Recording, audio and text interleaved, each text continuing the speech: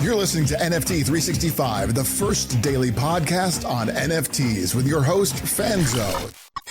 What's up, friends? Welcome back to another episode of NFT 365. And you guys are in for a treat today. We are going to really cover one of the topics that has been heavily discussed in my Discord here for the project. And those interested, discord.gg/ADHD coin. You can jump into the Discord.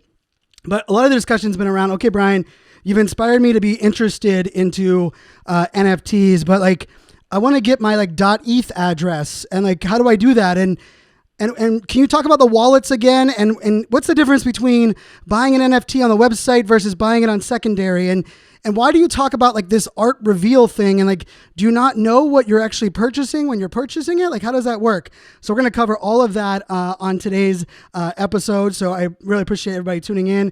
And I will tell you a little teaser. Tomorrow's episode is an amazing interview. Well, I say it's amazing. I haven't actually done it yet, but that's what I'm doing next with the team over at Crypto Chicks. One of my favorite projects, and actually one of the projects that is one of the fastest growing projects over the last couple of weeks. I'm very blessed. I actually have one of the 101 most rare NFTs for the Crypto Chicks project, and really excited to have them on the show. We'll be recording it on Twitter Spaces as always, but it'll be episode 78 for you guys tomorrow. So with that, let's jump in to the discussion.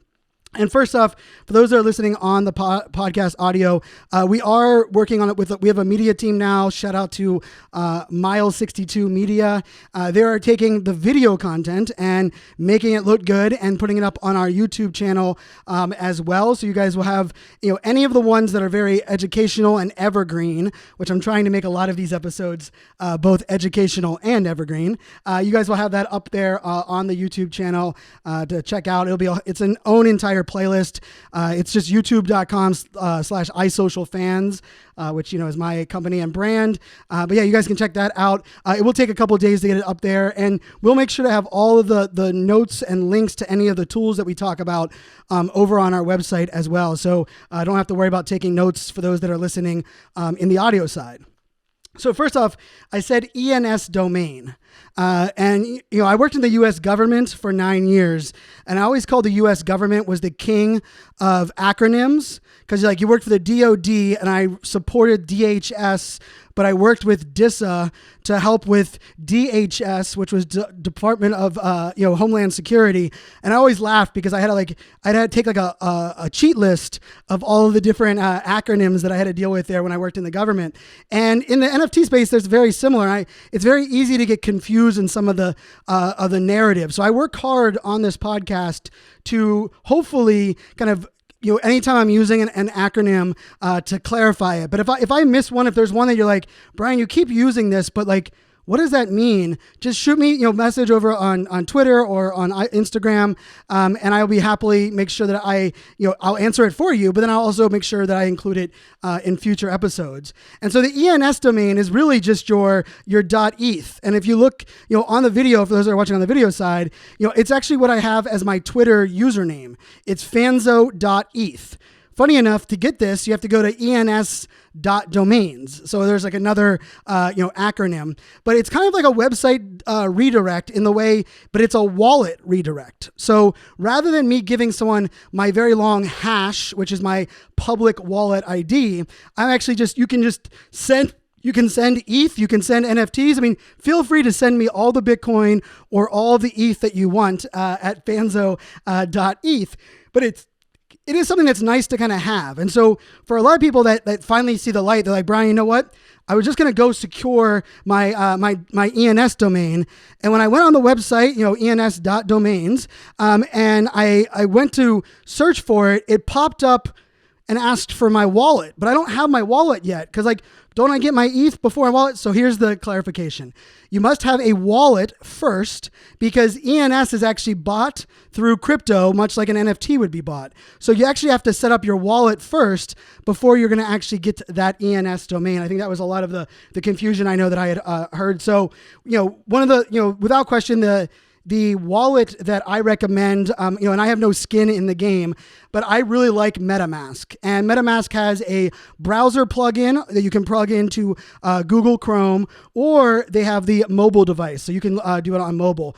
Remember, these are decentralized products, so you will not see the activity history of if you make. I do a lot of buys on my phone in my different wallets, and if I'm doing one on my phone, the activity history will not actually be saved. It won't be saved on the actual browser one, because remember, it's decentralized. That's part of like the security and the beauty, but it's also one of those limitations that we just have to take into account and remember, as we play. And so MetaMask is my preferred. And I will tell you, I've been testing out a couple of these other wallets that are out there. And yes, there's Coinbase, and yes, there's a Rainbow wallet.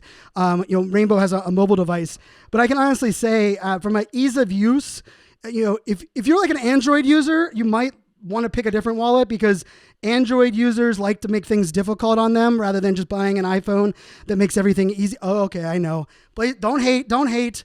My company's name is iSocialFans. The letter I stands, it's iPhone, iPad, iSocialFans. You see what I did there? I'm a marketer, deep down. But, there are, you have the Coinbase wallet. And one of the things I wanted to clarify, this can be really confusing. This cost me a lot of money because I didn't understand it. There's a difference between Coinbase.com, Coinbase Pro, and Coinbase Wallet. Those are all not the same things. And I mistakenly thought I was sending crypto to Coinbase Wallet, but I was really sending it to Coinbase.com, and it caused me a lot of difficulty. So just be aware of that. But I highly recommend MetaMask. I do have a screenshot there because I'm a fan of Gemini Wallet for managing kind of crypto and storage there. But to make your life easier, MetaMask is the one to use. And the reason I say that as well is when you're connecting to a website in the NFT space, most of the time it's going to pop up with this window that it says MetaMask, Coinbase Wallet, Wallet Connect, right? Those are usually the three. Now, Wallet Connect is actually how you connect your device with your phone, because I know for some people, they're like, Brian, I decided to go with Rainbow Wallet, but they only have a mobile device. Does that mean I can't, manage my NFTs on my computer? No, it doesn't. I'm going to explain to you how you do that. But you can just see that MetaMask has such a hold on the industry that it's actually usually the one that's outlined. And then there's the Wallet Connect. And what's neat is Wallet Connect allows you to connect with pretty much any wallet because it pops up with a QR code. So if you're using a different wallet, the screenshot that I'm going to show in the video here, as you guys can see on the screen, is actually Rainbow Wallet, rainbow.me. I do like it, the wallet, because it integrates with iCloud, and it has some unique feature set. But I have had a little bit of a tough time with it working on every website in every scenario. But if you do, all you do is you point your phone's camera. So you open up your Rainbow wallet, your Gemini wallet, whatever wallet that you're using that's not on your computer. And you open up it'll have like a camera app or like a QR code scanning button. And you're just going to point that as your screen. And it's going to automatically have a pop-up that comes up that's going to say connect. And so when you connect that, you now don't have to do anything more on your phone. All of that interaction, it'll automatically kind of authorize that on your phone, and then you can do anything you want on your actual desktop. Now, just to be clear, this is another spot that gets a little sticky, is that people will often ask, like, Brian, if I bought an NFT, no matter what NFT I bought, if I bought it with MetaMask, does it show up in the NFT tab in my MetaMask on my phone? And the short answer is no. There are a lot of NFTs that will not actually, the activity history will show, if you bought it on your phone, it'll show on your phone, or if you bought it on your desktop, it'll show on your desktop. But there are plenty of NFTs that actually will not show in that kind of MetaMask preview in NFTs. And they're kind of working on that to add. That's a fairly new feature that's been added in the last couple of months. But if it's a verified or a more popular NFT on the Ethernet, on the Ethereum side, you will see that. And just to caveat this, these examples that I'm giving are, using Ethereum as the primary channel. I know I've had a lot of people request for me to do kind of the same thing with Solana or the same thing with Matic, and I'll kind of explain a little bit at the end of the show what I'm planning to do on that. But it is kind of neat that you can pick your favorites, right? So here's, I'll put a link for those that are listening on audio, but you are able to kind of see, you can put your favorite NFTs. So this is a snapshot of my wallet with some of my favorite NFTs that I have out there right now. So you guys can see that on the screen. But with that being said, you do have to recognize that, it is nice that you can use your mobile device. And there is an OpenSea mobile app, but it's very limited. And when I say very limited, you can't initiate a transaction. You can't buy or sell an NFT using the app. Now, if you use the browser within your MetaMask, you can do all of those things. So inside of MetaMask, for those that have asked that question as well, like, Brian, how do I buy an NFT on my phone? When I try on my Safari or on my Chrome on my phone, it wants to connect to my wallet, but there's no way to do so. You actually have to open up your MetaMask wallet, and then you're going to, on the left-hand side, you're going to hit the little lines, and then you're going to hit browse.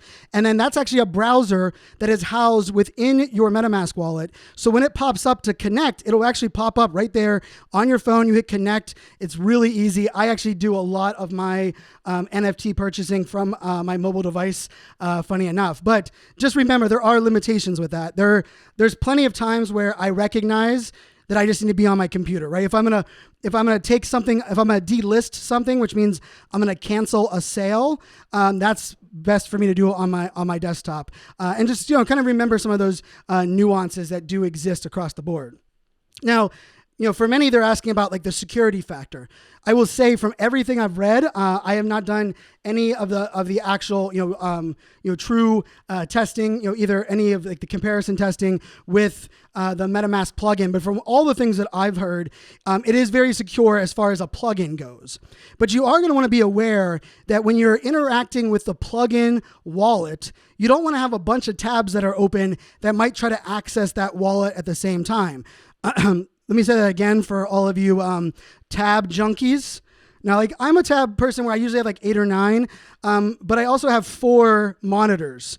So I will have 4 versions of Chrome open with 4 tabs on each.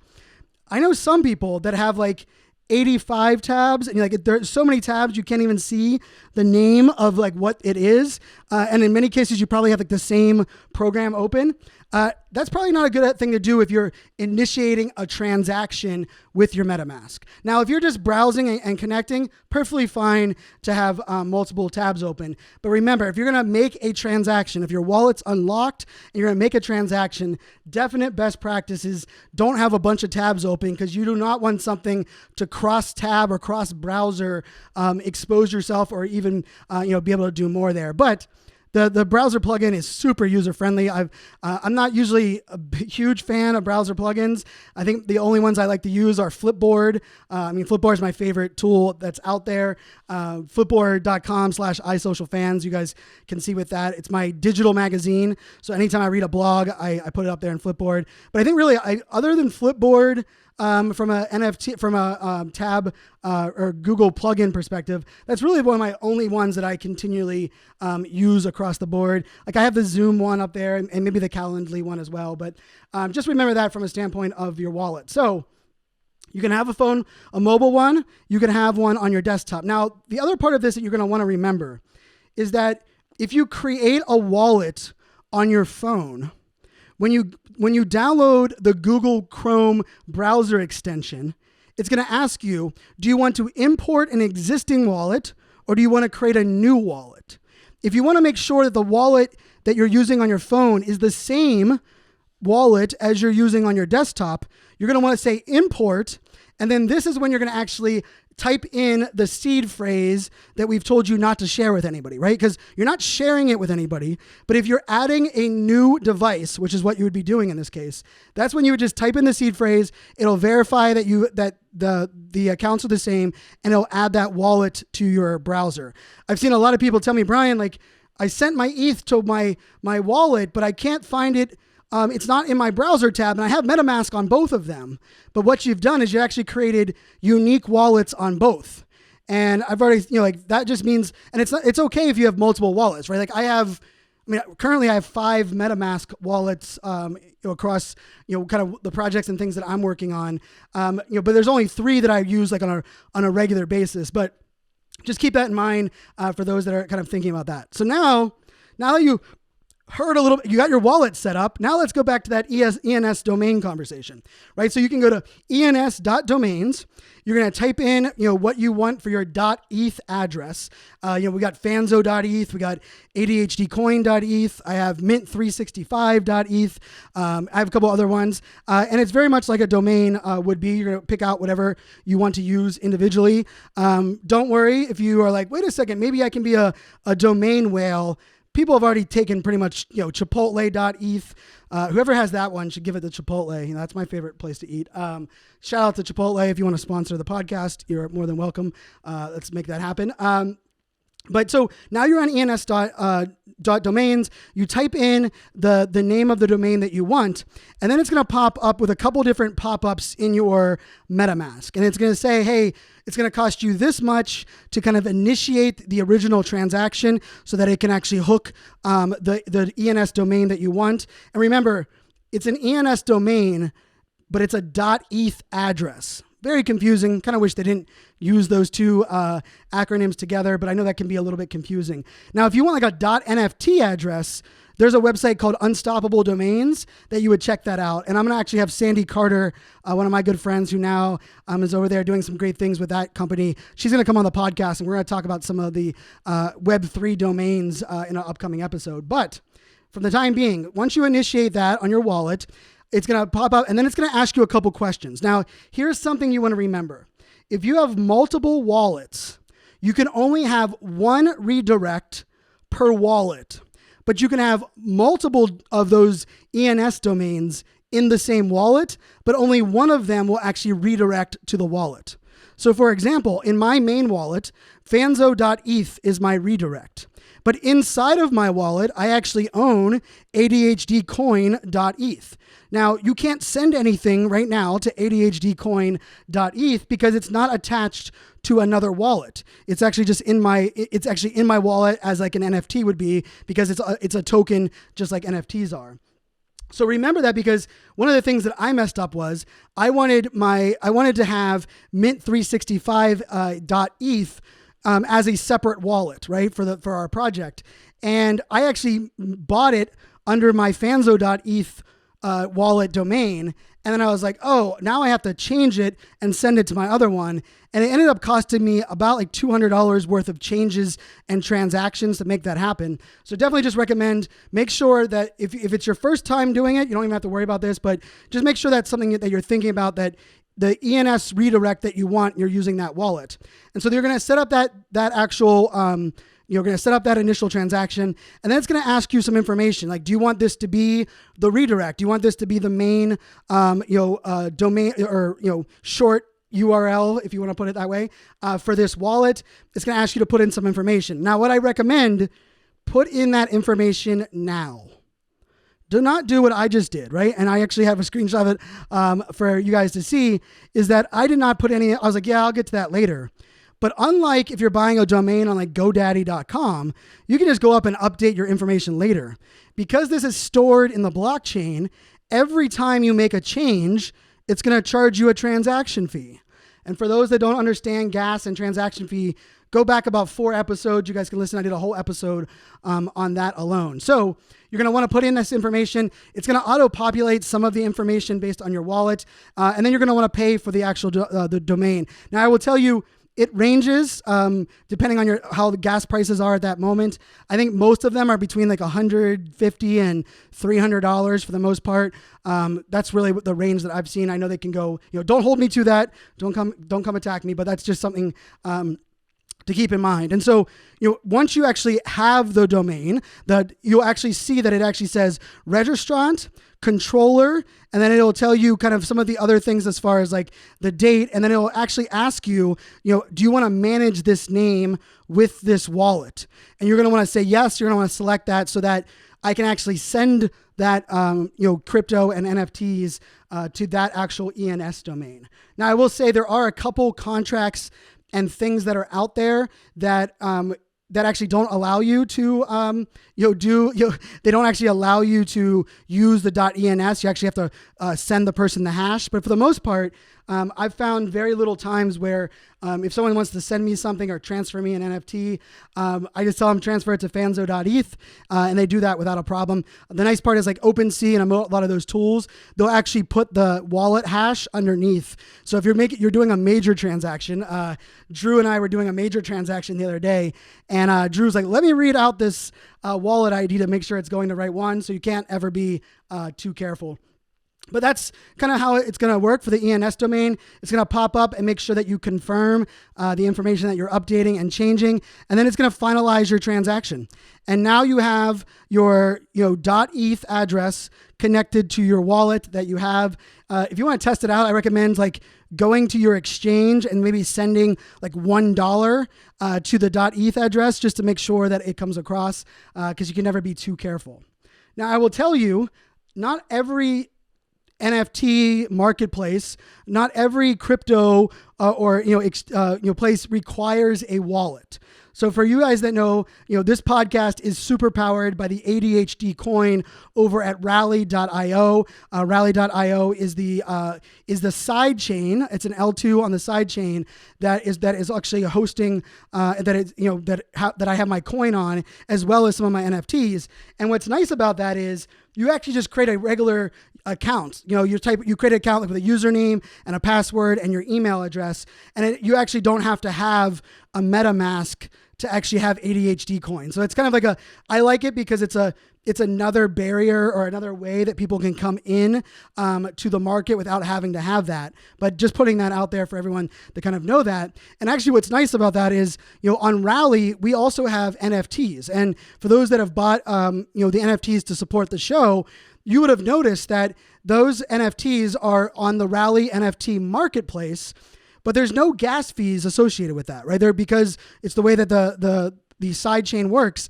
And so you can actually buy it with a credit card, you can buy it with crypto, and all you need is a regular account. So, there's kind of like this idea of like, you can get overwhelmed by a lot of the things, and you just kind of have to keep in mind, there's gonna be different ways and different, methods to kind of making all of these things happen. Now, with the NFTs to support the show, it's going to have you buy ADHD coin, and then you use ADHD coin to buy the NFTs, but all of that can kind of happen if you guys check that out. I'll put a link in the bio.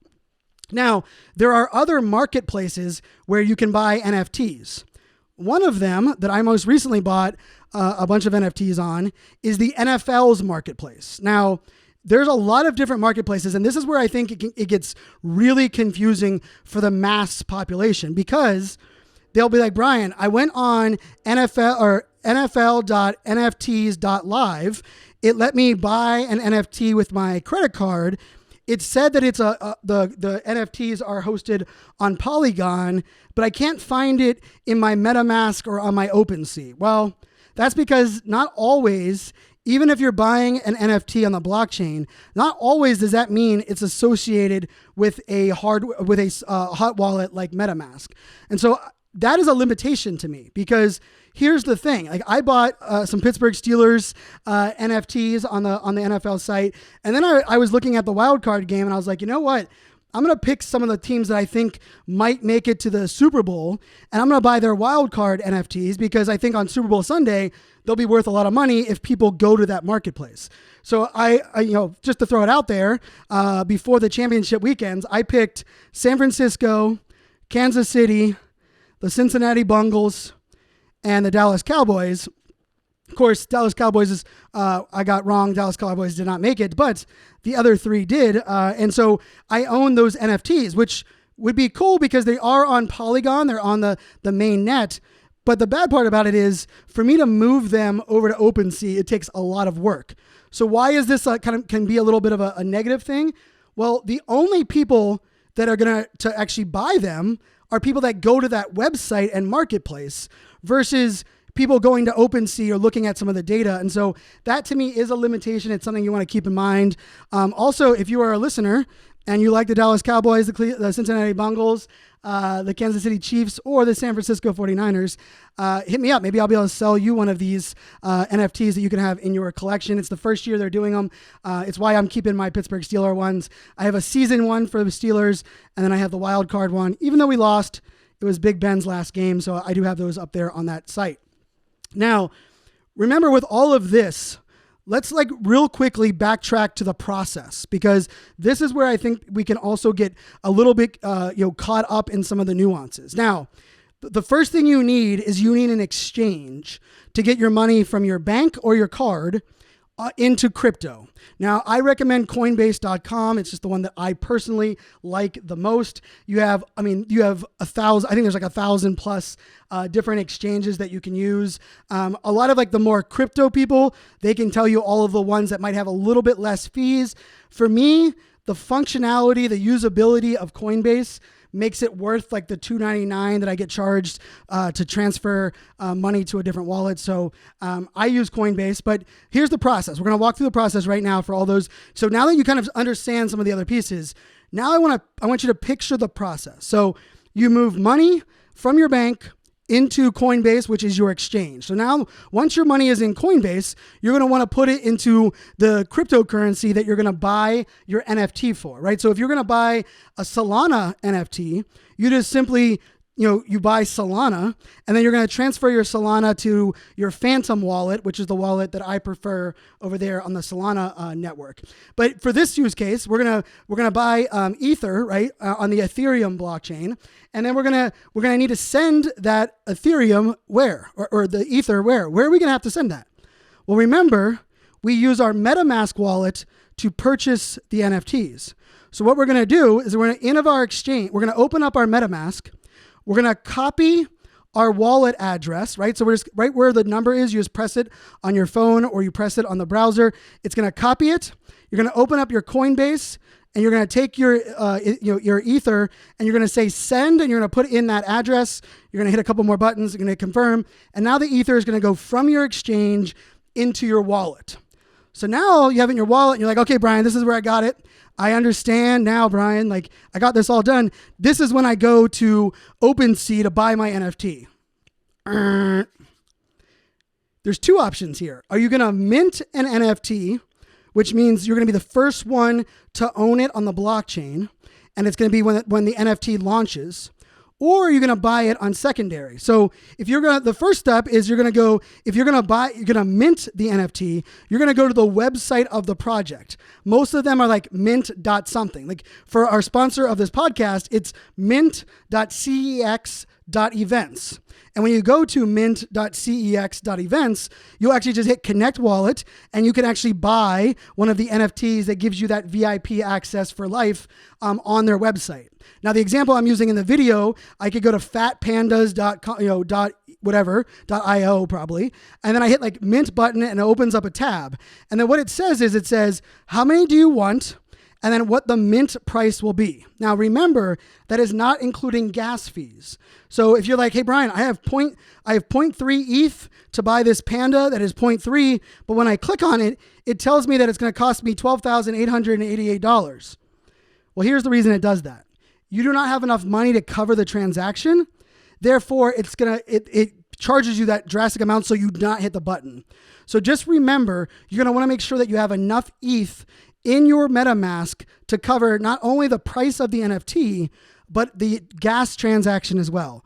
My rule of thumb is that I put whatever the price of the NFT is plus $300. So I always try to have $300 above. So the example of the Fat Pandas, it's a 0.3, which is a slightly higher NFT mint.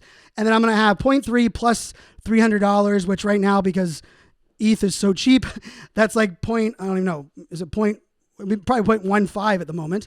So I'm going to move 0.45 ETH from Coinbase to MetaMask. So then I'm going to click quantity 1, and I'll click mint, and now I'm buying it on the website.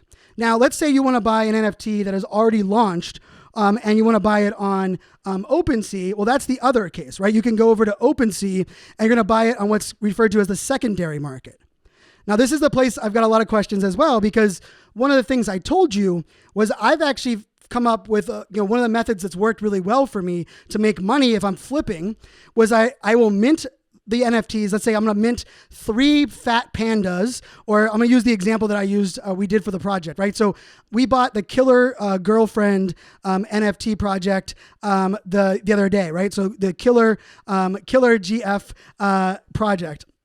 We're going to take Killer GF, and we bought it a couple days ago, and we bought it for 0.6 ETH. Well, you might see that right now the floor price is actually 1.7 ETH, but funny enough, the art has not revealed yet. So this is something we have to I don't think I've done a great job of explaining it, and I am always happy to bring things around.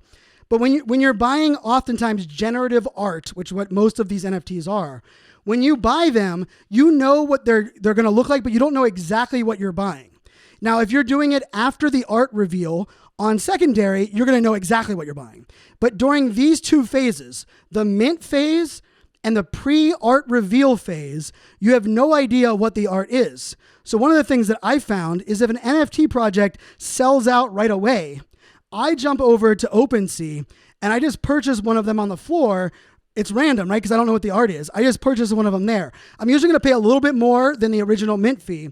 But what I've learned is between then and when the art reveals, there's often a spike in the actual floor price because people missed the mint and they want a chance to get a random 10,000 lottery ticket to get one of the very best NFTs.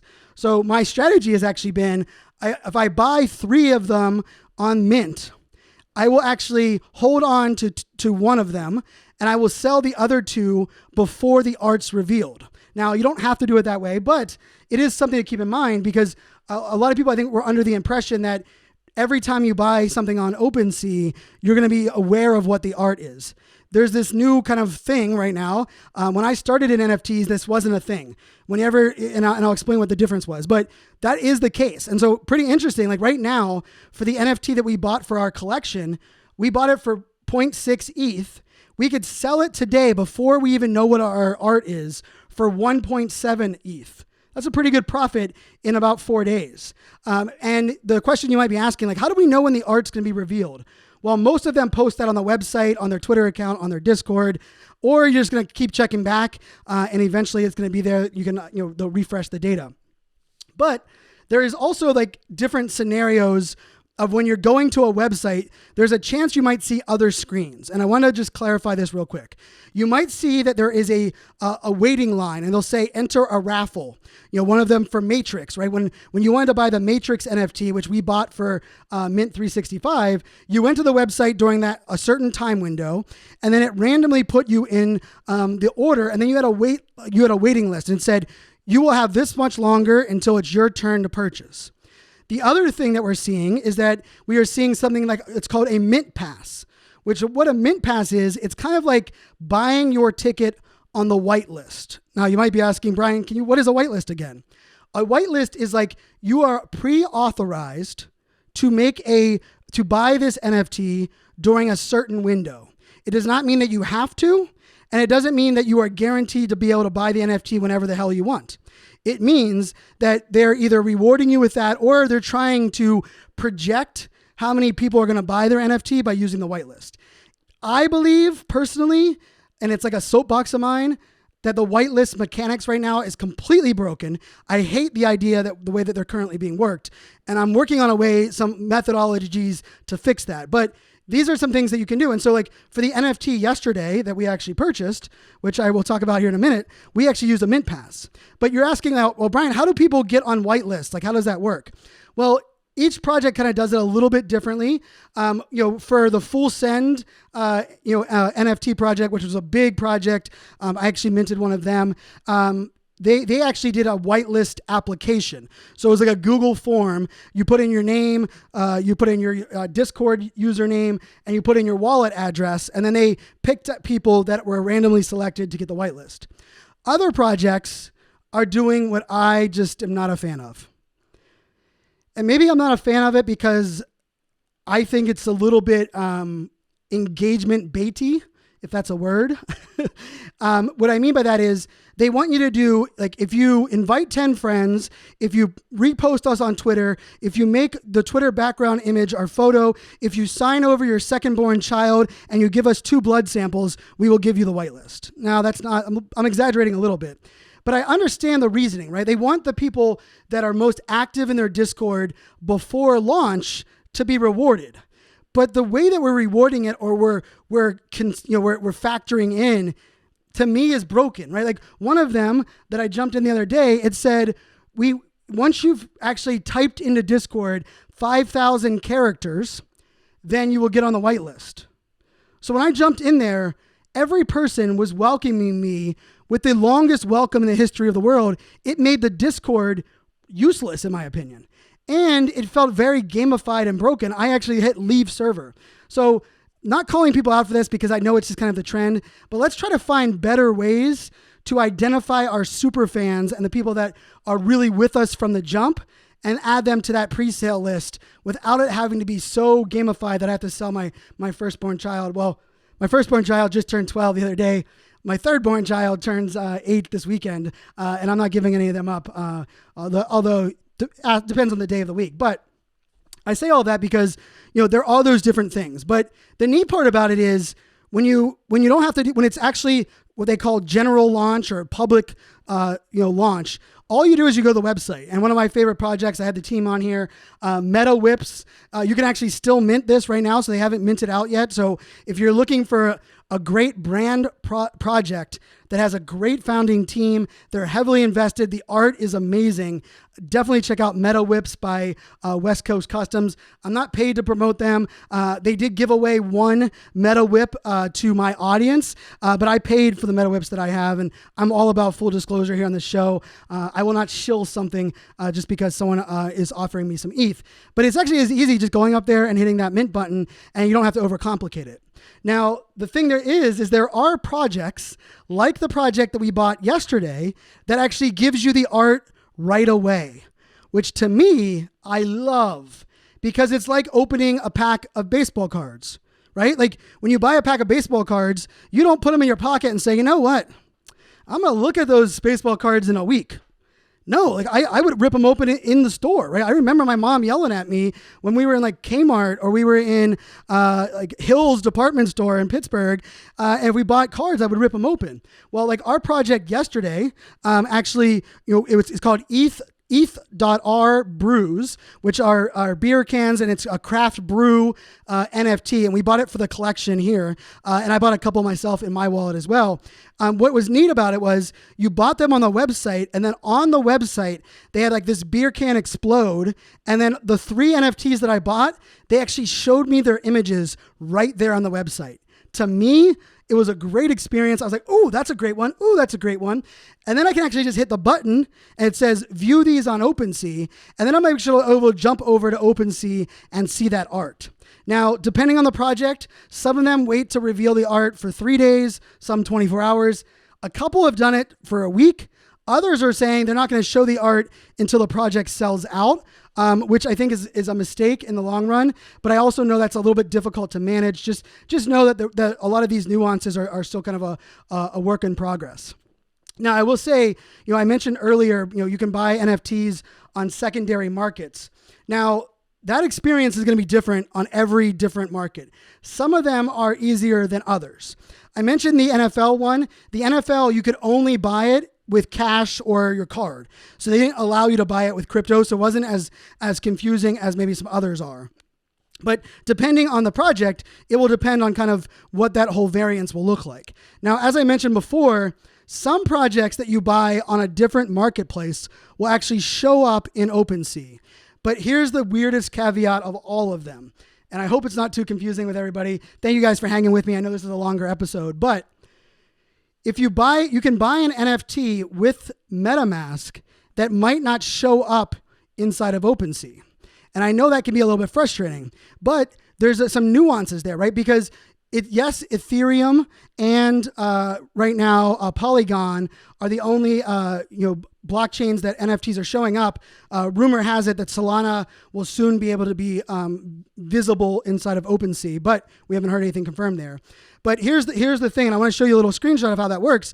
Like when I bought the ones on the NFL, I actually can check, and they're actually hosted on Polygon. So I can go look at the Polygon contract. I can go look at the actual NFT on the blockchain, but it doesn't show up in my actual OpenSea because it wasn't connected to my MetaMask. Now, the difference to this is if you bought a Matrix NFT and you bought it on nifties.io or nifties.com, theirs is actually on a L2 blockchain. Even though you bought it it's attached to your MetaMask as your ID, they actually live in the Nifty's marketplace. So if I want to sell my Matrix NFTs, which we bought one here for the Mint 365 project, I actually have to go over to the Nifty's and do it within their marketplace. So that one's a little nuanced because it's on the side chain, but I was able to use my MetaMask to actually use it as kind of like the ID or the account that I was buying it with. And there are other examples, and one of them was actually, it happened recently with VFriends. If you bought Gary's book, 12 and a half, he actually gave you, for every 12 books that you bought, you got an NFT, which he calls the BookGames. Now, he used the BookGames on another website, but it was actually fairly easy to use. But it's one that is the more confusing example, because what happens is when you go to this other website, right, you're going to go to, and it's Token Trove is where it's actually hosted. You're going to connect your MetaMask, just like we talked about earlier, and then you're going to see your NFTs. So like I have one NFT, I have the Ambitious at the highest level, which is a fairly rare one in Gary's collection. And you'll notice when you're over there in Token Trove, they display much like OpenSea would be. You can check them by rarity, you can sell them, you can buy them. But what's interesting about that is because it's on a side chain and Gary's using all of the mechanics in there, you can actually send the NFT to OpenSea, but if you do, you can no longer take advantage of the utility that Gary is offering within the actual Token Trove's platform. And so that is why, in full circle, those of you that bought a Superfans NFT, and we have about 150 of those left. If anyone is interested, just go over to ADHDcoin.com and then press the Get NFTs button. It'll take you over to the marketplace.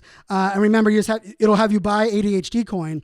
But what I did was I actually have your NFT placeholder, which is on Rally. So in the Rally marketplace, you will have an NFT, and then you're going to have a twin NFT that I actually uploaded into OpenSea on Polygon so that you can actually see your NFT on OpenSea for our project, but you also have it in Rally. For those that are listening that haven't got both of them, as long as you have the Rally NFT, you're good to go in this project. We're working on making sure that we have all of them across the two. I wanted people to have it on both. Like I was a little bit disappointed when I was like, you know what? I love using Rally, Rally Marketplace. I have no fees, so I can mint as many as I want, which is, I airdropped a free NFT to the first 1,093 coin holders. But people are like, Brian, I want to show it in OpenSea because that's like what I like to show off my NFTs. So I did a little bit of the extra work. It cost me a little bit more money, but I put them up there on OpenSea as well. So hopefully that kind of brought you guys up to speed on like ENS domains, the different wallet nuances, minting an NFT, and all of that. And all of that was really from the collector side. But I know lots of you are creators, and creators thrive when you're actually connected with other creators. And I mentioned that our sponsor of our podcast for this episode is the CEX events, which is the Creator Economy Expo. And I will tell you, for those that are watching on video, you'll actually see a lot of the speakers that are there on the lineup. My good buddy Jason Keith is one of them that is on the lineup that I didn't mention in previous episodes. But the great lineup of speakers. There's more speakers that are yet to come, and you can buy a ticket for that individual event. Or one of the things that you can do is you actually can mint one of their limited edition, only 100 available total NFTs that will actually get you in as VIP access for all of their events, not just the one happening on May 2nd in Scottsdale, Arizona. And something they added for this episode forward, if you use code NFT365, you're going to get $200 off the purchase of your ticket for CEX event. And if you're not sure if you should go, but you want to meet me and hang out, we're going to record a live episode of this podcast there in Scottsdale, Arizona. Probably more than one. I'll probably will record one the day before and the day after. I do have family out there in Arizona, a lot of friends out there in Arizona, Vincent Orlick and Michael and a couple of my other buddies, Blake. I'll be hitting you guys up when I come out to Scottsdale. But great event. Really looking forward to hanging out with them. And then the last thing I just want to say is, we up on our website, NFT365podcast.com, we now have a really cool landing page. Kevin on my team has been working on this for a while. If you want to see all of the NFTs that I'm buying every day for a year, yes, you heard that right. For 1 year, I'm buying a mint NFT every single day. There's actually now a landing page on our website. So just go to NFT365podcast.com/mint365 or just go to it in the menu. And you can actually scroll through all 76 NFTs that we bought to date. You can click on them. You can see the artwork for each one of them. I'm doing my best to do 4 hours at least research on those that we're buying. Some have had massive success, and many of them I found them before they became a kind of mainstream public. But then there's other ones that let's just say I'm hoping they are from LL Cool J. Don't call it a comeback. Oh yeah, I'm not gonna rap, but I'm an LL Cool J fan, and LL Cool J said, "Don't go," and Mama said, "Knock you out." Said, don't call it a comeback. And hopefully, some of these NFTs that we bought in the project will make it a little bit of a comeback. But that's what I got for you guys today. Thank you for your feedback. Thank you for the questions. Thank you for all those that are leaving a review for the podcast. Greatly appreciate it. It means the world to me. If there's a takeaway from this episode, put it out on Twitter. Just use the hashtag NFT365. If you're going to post about it on your Instagram stories, just tag me or the podcast account. We do have a podcast account on all of the social channels. So it's just NFT365 podcast. Hey, I preach consistency. I'm delivering a daily podcast. I'm buying a daily NFT. I might as well be consistent in the marketing and branding as well. So definitely give those accounts a follow. You might actually see some alpha and some special drops if you are following our Instagram and Twitter accounts for the podcast. But I was told not to give that away. I think I was actually told not to bring that up until we finalized it, but they should know better. I get too excited. But thank you guys so much for tuning in. As I said, I appreciate all of you. This is a journey. I know this might seem like a lot. I promise you, the more you do it, the better you're going to get. And here's the thing. Lots of people are going to listen to this episode. Lots of people are going to be like, man, I need to go watch that video Brian talked about. And you can do that on the website as well. Other people are going to be like, you know what? I'm going to do this. And they're going to write down the steps. But there's only a few people are actually going to take the action, press the damn button, create their account, and get started. Because guess what? Those of you that are doing it are going to be the ones that are going to benefit. Those of you that are just thinking about it and haven't started, you know what you're going to do? You're going to message me in 3 months, in 6 months, in a year, and be like, Brian, oh my gosh, I just bought this thing and it has an NFT for free, and I never created that account. I wish I did. And I'm going to say, we all wish you did, and you should do that now. So that's what I hope for, to inspire you guys, to motivate you guys to do just that. So make it a great day, and I will see you tomorrow. Cheers.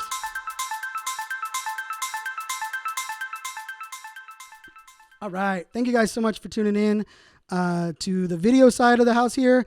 I'll drop that out. We are, look at that. We have, I can go, 2 different cameras that we have here, across the board. You get a little inside view to what we have here with the podcast. But hopefully that helps you guys. Hopefully you guys got some value out of that. And, I've been waiting to do this this whole time. So when this video goes live, 48 hours after this video goes live, I want you to put you have to be in our Discord. So discord.gg/ADHDcoin. So just join the Discord. And if you are in the Discord and you comment below with your favorite takeaway from this episode and your Discord username. That's an important one. I'm going to give one person, 48 hours after this episode goes live, I'm going to give one person an ADHD SuperFans NFT. That's one of our $365 NFTs. If you already have one, you can win a second one or a third one. And remember, you are going to get a piece of the revenue from the Mosaic collection that we will have there live for you guys over there on that side. And I just realized I have Instagram Live up here on giving me the overhead cam. So they just heard that information as well. So right now, the only people who are aware of this, it's not going to be part of the podcast. Just Instagram Live and my friends here on YouTube that stuck around for the little after show. Comment below with your favorite takeaway and your Discord username, and you have to be in our Discord. And I'm going to give one of you a Superfans NFT for really just hanging out, finding value, and I like to talk and do this little after show. So hope you guys enjoyed. Make it a great one. Cheers.